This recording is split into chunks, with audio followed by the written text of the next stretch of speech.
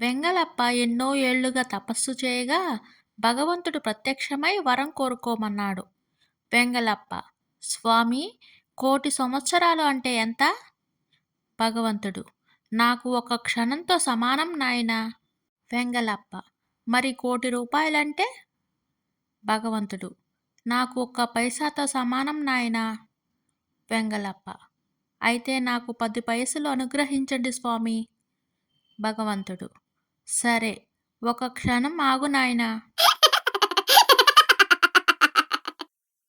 Chintu: daddy, 2-3 రోజుల్లో మనం కోటీశ్వరులం అయిపోతాము. తండ్రి: అవునా, అదెలా? చింటూ: మా మ్యాథ్స్ టీచర్ రేపటి క్లాస్లో పైసలను రూపాయల్లోకి మార్చడం ఎలాగో చెబుతా అన్నారు. నేను ఇంటికి వచ్చాక మార్చేసుకుందాం. భార్య: ఏమండి, రేపు రాఖీ పౌర్ణమి కదా, మన పక్కింటి ఆవిడతో రాఖీ కట్టించుకోండి. భర్త: సర్లే, కట్టించుకుంటాను. వచ్చే ఫిబ్రవరి 14కి ఎదురింటి ఆవిడికి తాళి కట్టాలా చెప్పు, కట్టేస్తాను.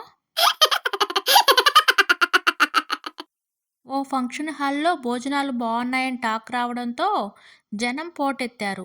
ఊహించని జనాన్ని చూసిన ఓ పెద్ద మనిషి మైక్ తీసుకుని ఇలా అన్నాడు: మీలో పెళ్లికూతురు తరపు వాళ్ళంతా ఓ వైపు నిల్చోండి అని.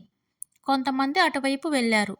పెళ్ళికొడుకు తరపు వాళ్ళంతా ఇటువైపు నిల్చోండి అని అన్నారు. ఇంకొందరు ఈ పక్కకు వచ్చారు. కొద్దిమంది మాత్రం అక్కడే ఉండిపోయారు. ఇంతలో ఓ పెద్ద మనిషి కర్ర తెచ్చి అటు ఇటు నిలబడిన వాళ్ళని బాదడం మొదలుపెట్టాడు. ఏంటండి ఇది, పెళ్ళికి వస్తే కర్రతో కొడతారా? ఓ వ్యక్తి కోపంగా అన్నాడు. దానికి ఆ పెద్దాయన ఇది రిటైర్మెంట్ ఫంక్షన్ అని చెప్పి కొట్టడం మొదలుపెట్టాడు. విజయ్: బేబీ, ఇక మన పెళ్ళి జరగదు. మీ ఇంటికి వెళ్ళాను, అప్పుడే అర్థమైంది మనకు సెట్ కాదని. కల్పన: ఏమైంది? మా నాన్నని కలిసావా? ఏమైనా అన్నారా? విజయ్: మీ ఇంటికి వెళ్ళాను, కానీ మీ నాన్నని కాదు, మీ చెల్లిని చూశాను. అప్పుడే డిసైడ్ అయ్యా, ఆమెతోనే నా జీవితమని. టీచర్: అరే చింటూ, స్కూల్కి పుస్తకాలు తీసుకురాకుండా వచ్చావేంటి?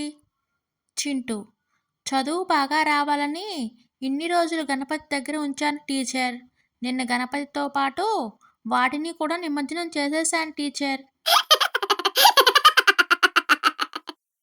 తండ్రి: అరే రాము, నీకొక అమ్మాయిని చూశాము.